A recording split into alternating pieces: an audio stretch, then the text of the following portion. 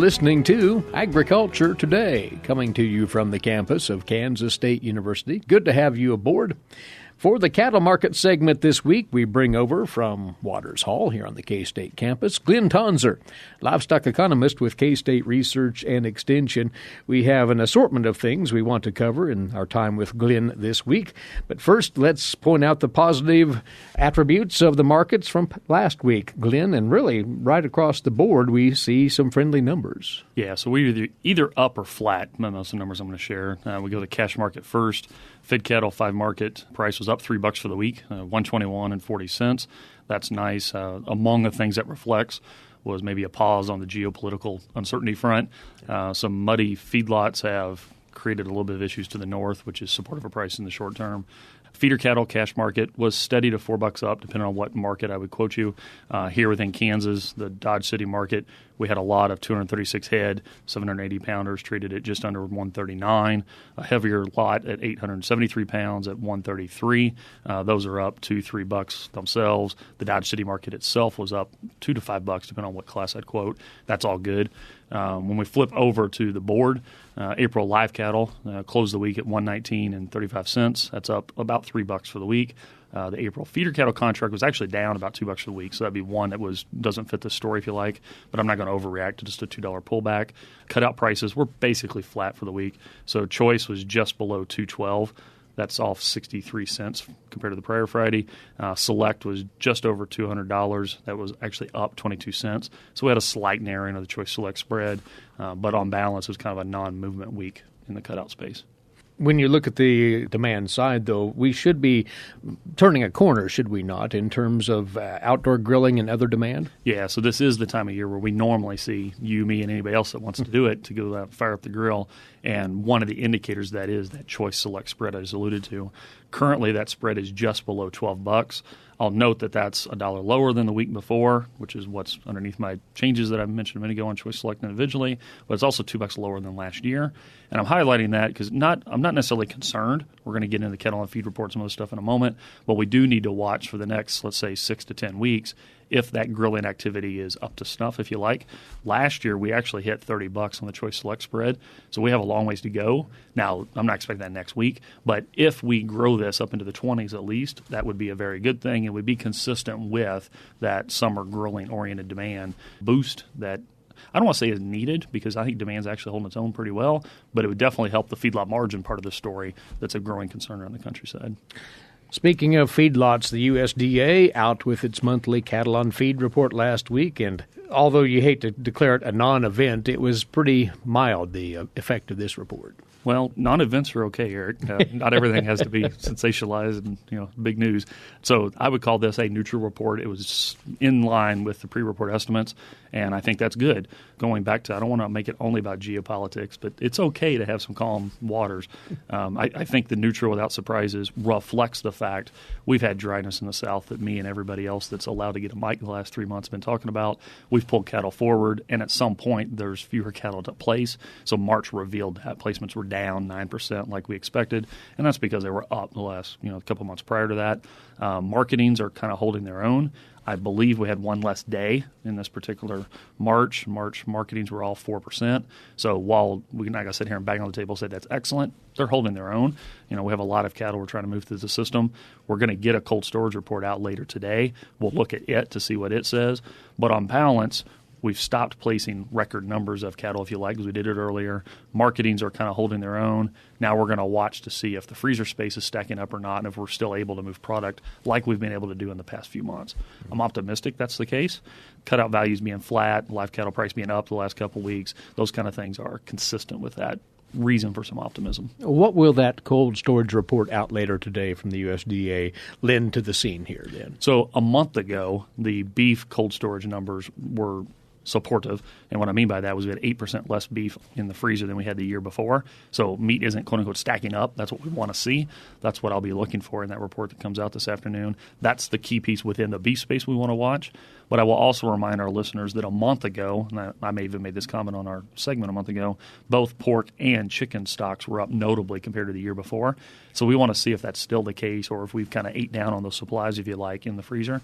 So it just gives us an update that's after the cutout report, which we get every week. We get this monthly to figure out how much meat is kind of setting and ready to be pushed towards, whether it's domestic or foreign consumers. That's what we're looking for. Product movement is always important, but it's especially important when we're trying to move a lot of animals through a system that we keep talking about.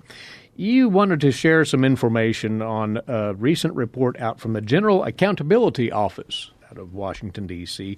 This was by request looking at the trends in the cattle market and the data available that may influence those market trends. What was the background here? Yeah, so it won't come as a surprise that the price fluctuations that occurred between 2013 and 2016 were both good and bad, depending on where you were at in that point in time and whether you were buying or selling livestock. And the variability in prices raised lots of questions. So segments of the industry asked the GAO, so the Governmental Accountability Office, to do an assessment of the marketplace.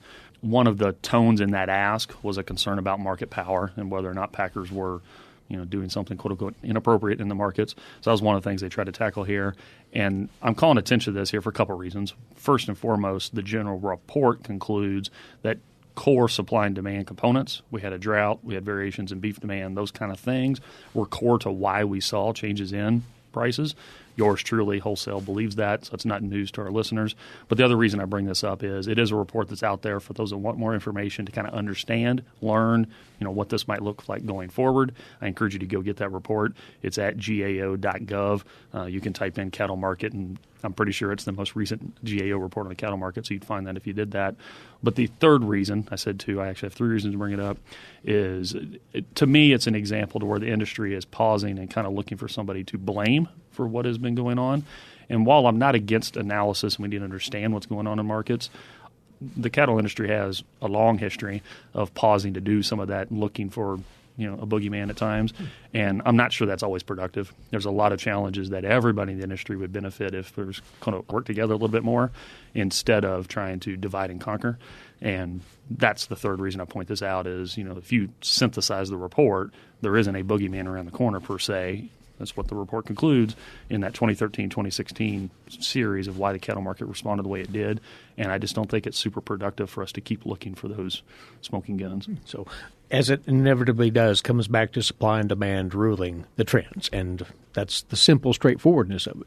It is. And another aspect that comes up in the report, and I believe a week ago we were talking about the K-State CFTC Ag Futures Conference, right, was this issue about what data is even available to assess. And I'm increasingly talking about public data, private data, there's shifts over time about what the public sector is tracking and able to report and so forth. Most of our listeners know about mandatory price reporting. That's updated about every 5 years. There's a lot more information in that space that USDA is able to publish than we had before mandatory price reporting, but there's still aspects of that where USDA AMS is not able to release individual transactions. They have to protect the confidentiality of, in that statement, both feedlots and packers. And I'm highlighting that because the ability to do GAO reports is a function of what data is available and so forth. Other statistics that are released periodically, one of them I'll just note here is the farmer's share of the retail dollar. It gets talked about once a month. It's getting more talk in the press currently because the quote-unquote farmer's share of the retail dollar is declining. And that's not unique to beef. It's in many food categories. And that's a reflection of both economics and data quality. The data that's being used for that statement in the beef space, at least, is the BLS, Bureau of Labor Statistics, retail meat price, where they're going in and they're just recording the asking price in grocery stores. And it's not the same as what you and I might be paying if we bought one, get one free. So that exercise does not reflect featuring activity, discounting activity, that kind of stuff. So that price, while it's to some extent the best that BLS and then ERS have to work with today, it's less and less accurate as we increase the amount of meat we're featuring. So, in other words, that retail price that we're using is higher than reality is being paid by consumers, and that distorts any conclusion we have on a farmer's share of the retail dollar because the actual price paid by consumers is lower than what that BLS price we're putting out. Past work I've been able to do says that estimate is off by 8 to 10% to give some context to our listeners. And it's just an example of what we're able to do with some data when we know the actual consumption behavior might be a little bit different is the reason I point that out. Lastly, you are heading out of town this week to be part of a USDA data users meeting, which has some relevance to the cattle sector. What's up there? So USDA, and this isn't just AMS, NASS, ERS, all the different branches of USDA get together. I believe it's annually. It's usually in Chicago, and they get feedback from the industry as well as academics on, what's called frequent users of the reports. What's working, what's not working. It's a forum to plea for some changes and so forth. One example our listeners might appreciate would be there's different weight categories in that cattle on feed report than there used to be. I think if you went back in time and looked at the meetings and the minutes from these meetings over time, this is a forum where that request started and eventually it came to fruition. So I will be there just as a participant for that. And then subsequently there's an industry outlook where I'll be attempting to learn more about the beef marketplace while I'm in Chicago. Well, when we have you back here in a few weeks, we'll ask for a quick recap of what was discussed there and what may be coming down the line in terms of data improvements for the cattle sector. Glynn, thanks for coming over as always, and good travels later on this week. Thanks for having me on, Eric. Livestock economist Glynn Tonsor, K-State Research and Extension, with several key observations on the cattle market trends for us on this Agriculture Today. For 25 years, K-State Research and Extension's Kansas Agricultural Mediation Services has been providing a no-cost, confidential place to call in and visit with an agricultural lawyer. Our experts are available to help you producers handle legal and financial issues. Explore your options and generate solutions. Call us at 800-321-3276 or visit us online. Kansas Agricultural Mediation Services.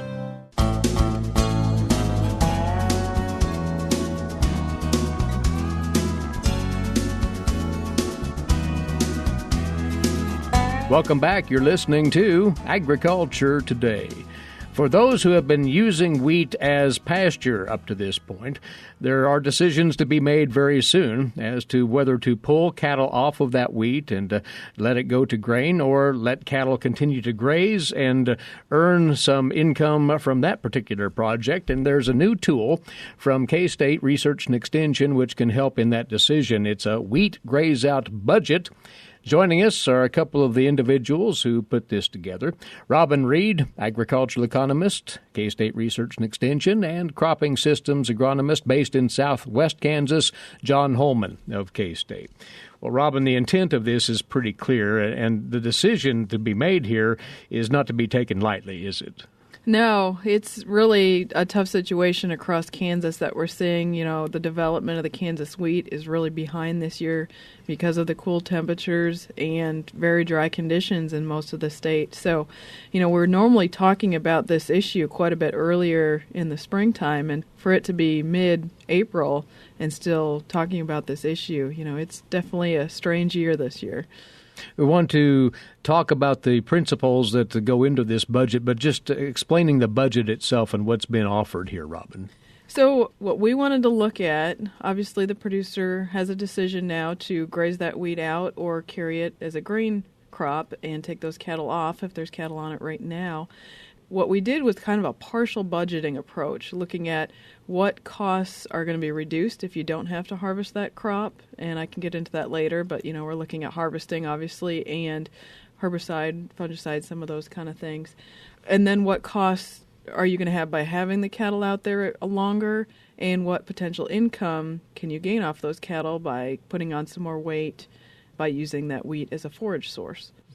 Well, John, one of the keys to making this decision obviously would be what the possible grain yield would be for a given stand out there, and knowing, therefore, what sort of return that wheat as grain could offer a producer. Is there a sound way of determining that at this point? Good question, Eric. And we can estimate crop yield at this point in time. We can count plants, we can estimate tillers, but we really don't know how many kernels per tiller that the plant could set. So it's hard to really get a good estimate of yield this early in the development of the plant. And what Robin put together in the budget is kind of a three-scenario type situation where you have a real low yield potential, kind of a more average yield potential, and that high yield potential. And if things kind of continue as they are, I think we can not be so precise on exactly what the yield would be, but we probably can have a decent idea if we're going to have a pretty low yielding crop or maybe an average kind of on par kind of crop. And the other side of the equation here, determining what sort of revenue you can generate by grazing that wheat out as compared to the potential loss of wheat revenue for grain. So, John, for purposes of this budget, how does one determine the likely gains that stockers would realize from grazing that wheat out? Are there standards that are plugged in here? Yes, the scenario that in the one budget that was put together that'll be coming out in the e-update is under that real low yield potential, having a less forage available, and so needing to stock lighter, planning on having less forage available, and then the stocking rate is adjusted higher if the yield potential is higher. So, in a lot of these cases with the dry weather we're having, where we're looking at real low yields, we also need to expect less forage, and so that means less cattle. We lower stocking rates, so less cattle per acre, or less time we can keep cattle out there. So, Robin, to the budget then, how all of this is plugged in. And John mentioned that you've developed some scenarios for wheat yield expectations and then are comparing what possibly could be realized from that grazing option. And then producers can look at this and plug in some of their own numbers? Yes, this is the exact idea of using this. We suggested 3 different scenarios, but really, across the state, there's so many different situations that the producer used this for their own situation. But what we looked at, just to kind of give some parameters, is, as John mentioned, an average scenario of maybe an APH of 30 bushels an acre in an average year. We compared that to a low forage, low grain year that's maybe a half crop at 15 bushels. Or if we could pull a decent crop yet, being up to 45 bushels as our high yielding scenario.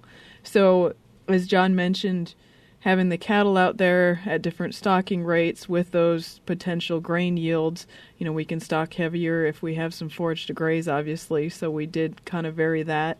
The one thing I'll mention, too, looking at our cattle prices, it's a favorable price slide right now. If we have cattle right now, maybe 750 pounds, and we're going to carry those out to maybe 825, 850 or so. Right now predicted, we could actually make a little money doing that by having those cattle out there. So that kind of factors into this budget too. That's uncertainty, obviously, of what those cattle will actually bring per hundredweight at the end.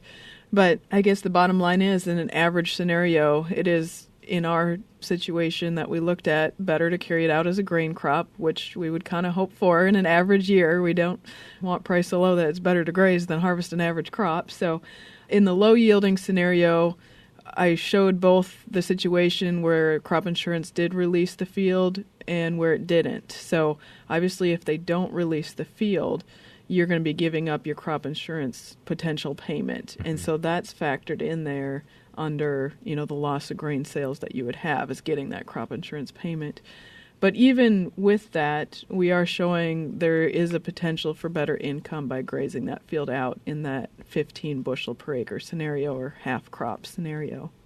If we would happen to get up to that high yield scenario, 45 bushels an acre, might be a little unlikely, but if it did happen, the way that pencils out is $40 per acre that you gave up in revenue or profit by grazing that out instead of harvesting it. So, it's definitely a swing how many bushels an acre you are going to have off that field.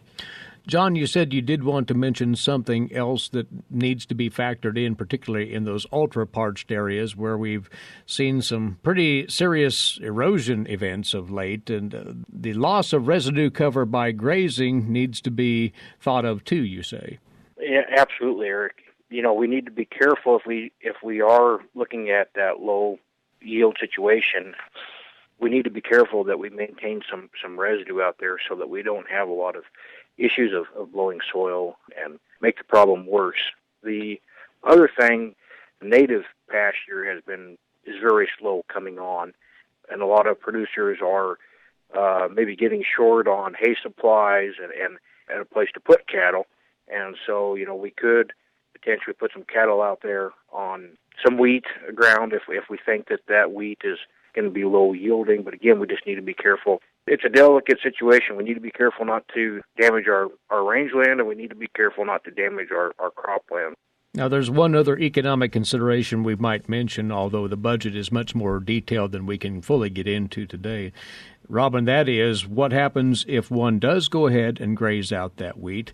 They will likely or could potentially follow up with a summer crop, and the returns to that crop need to be considered in some fashion here, don't they? Yes, and I have John talk about the agronomic aspects of that, but certainly there's parts of the state that could come back and put in a soybean or grain sorghum crop if we do get some moisture to do so.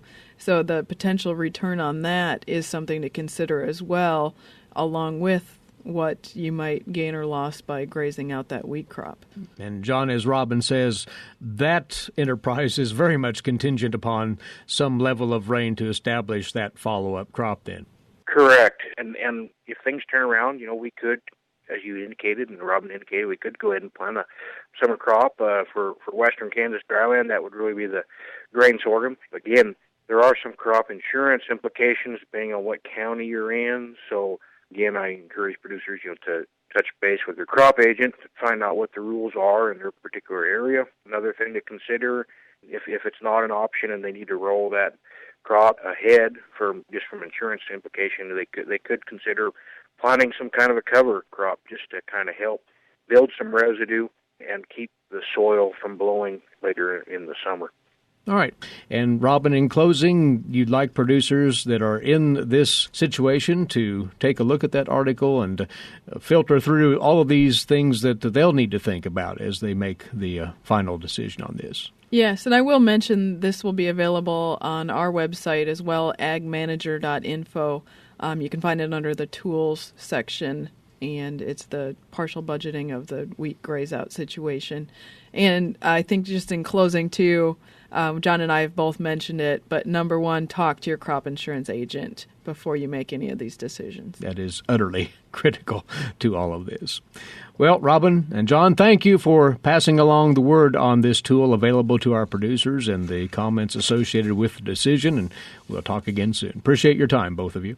Thank you. Thank you. Along with us, Robin Reid, agricultural economist, K-State Research and Extension, and cropping systems agronomist for K-State, who's based in southwest Kansas, John Holman. This is Agriculture Today, and we'll return after this break. You're listening to the K-State Radio Network. Did you eat today? Thank a farmer. A way to get more involved in agriculture is through 4-H and FFA. Through 4-H and FFA, we have been given multiple opportunities to grow as leaders and learn more about agriculture. You can learn skills related to jobs, public speaking skills, and you get the opportunity to travel around the country and meet new people. If you want more information about getting more involved in 4-H and FFA, visit them on their websites at kansasffa.org and kansas4h.org.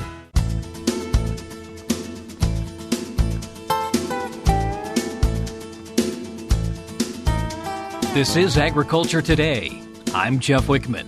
Last week was National Volunteer Week, an opportunity for groups and organizations to celebrate the impact that volunteers have on their communities.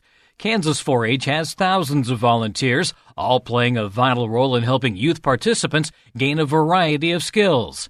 Kansas 4-H Volunteer Development Specialist Shane Potter says his job is helping all those passionate volunteers make a difference. 4-H is such an amazing organization. We're reaching over 86,000 youth every year across Kansas, and we do that with the help of over 10,000 volunteers.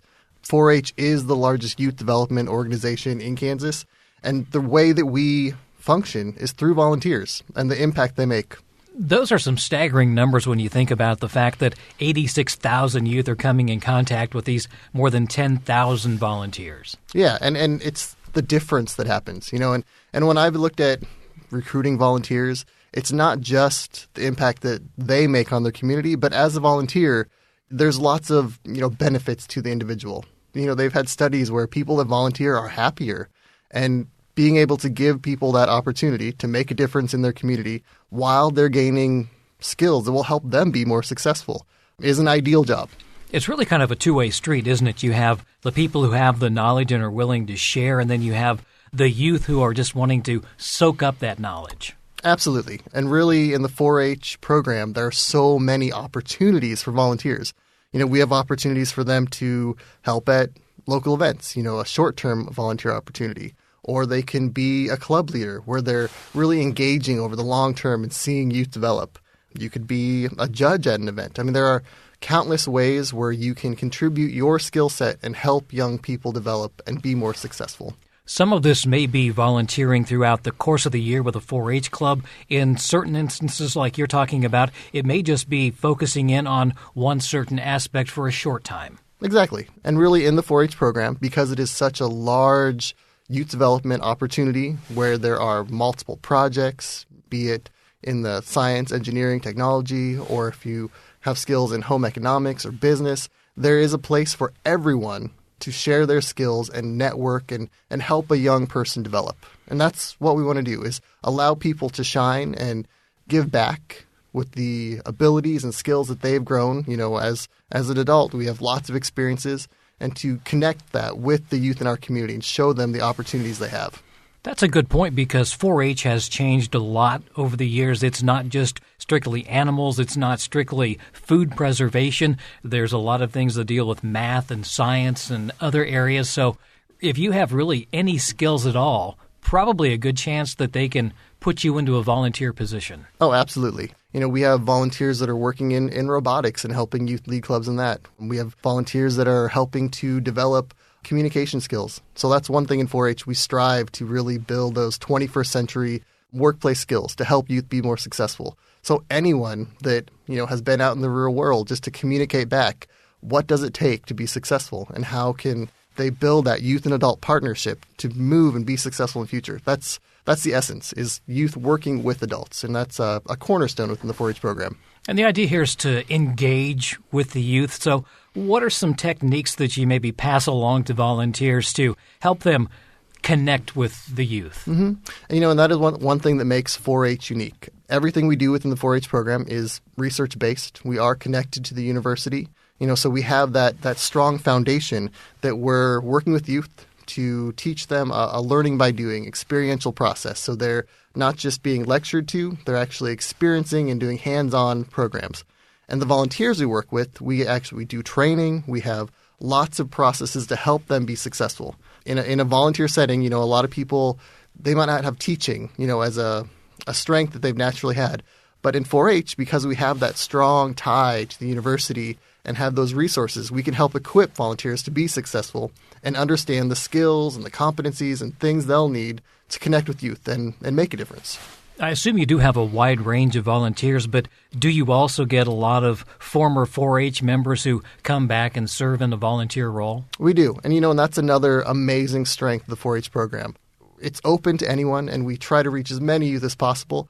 But really, there's a generational component within 4-H that we've had not only parents but grandparents that have been part of the 4-H program, and they come back and want to help recreate and grow that experience for the next generation, which is a true strength of 4-H, that we are not just an organization that's here and gone, that we have strong roots within the community. And I assume that in some cases it's because 4-H played a vital role in their development. Absolutely. I hear stories from volunteers and staff all the time about what a difference 4-H made in their life and how they would like to have that opportunity happen for their youth, and the other people in their community. And it's not just parents that have youth in the program. It's people that were involved, and maybe, their kids are long gone, but they have seen the difference that 4-H has made in people's lives. So they come back and they volunteer year after year to help provide that opportunity for the youth in their community. Now, how often do you provide training, and really how should people go about becoming a volunteer? Oh, sure. And there are lots of opportunities. Again, you can come in to your local extension office. That's your greatest connection. We have an extension presence in all counties throughout Kansas. You can also go on to the state 4-H site, which is kansas4h.org, just to kind of get an overview of what 4-H is. And then there's links to your local extension office. And that's where the road hits the pavement, is where we're connecting with that local presence and finding opportunities in your community to be active. And the local And the local extension office can tell you where they maybe have the biggest need for volunteers? Absolutely. So we have a pretty well-established process to help volunteers be successful. They go through some interviews where they're talking and finding out what are their interests and how we can best align, opportunities with what they want to do. We have some screening to make sure we create a safe environment for our youth. Again, we are setting up our volunteers to be successful. So there's ongoing training all the time to tell them what the program is, what are your options, what are the resources that will help you. 4-H is well known for having amazing curricula that's going to provide a guide for how do you teach something. If you want to teach something about beef, there's an amazing literature resource that's going to say, hey, this is how you could actually teach that content that you may already be an expert in. But connecting with the youth, it's all right there. And again, just start with your local extension office. Yep, absolutely. That is your best connection because there are people that already know the needs of your community, that are well networked, that can help you connect with local clubs, educational opportunities, or other ways you can be involved. That's Kansas 4-H Youth Development Volunteer Specialist Shane Potter. If you'd like to volunteer or want additional information, contact your local extension office or visit kansas4h.org. Then click on the Get Involved tab. For Eric Atkinson, I'm Jeff Wickman. Thanks for joining us on Agriculture Today over the K-State Radio Network.